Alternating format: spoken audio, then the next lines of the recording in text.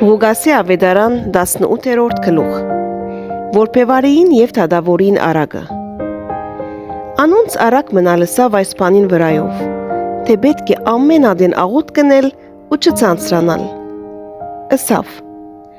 թադավոր մգար քաղաքի մեջ, որ Աստուծմե չէր վախնար, ու մարդե չէր ամճնար։ Եվ նույն քաղաքին մեջ որբևարի մնալ գար, որ անոր գուկար ու գսեր.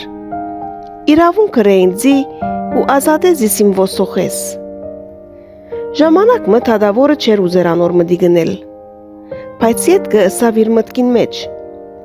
թեև Աստուծմե չեմ վախնար ու մարդե չեմ ամճնար, քոնե այս որբևարիին զիս ցանցրացներուն համար իրեն իրավունք ընեմ, որբեսի չիքա ամեն ադեր ինձի թախանցե։ Տերը ըսավ.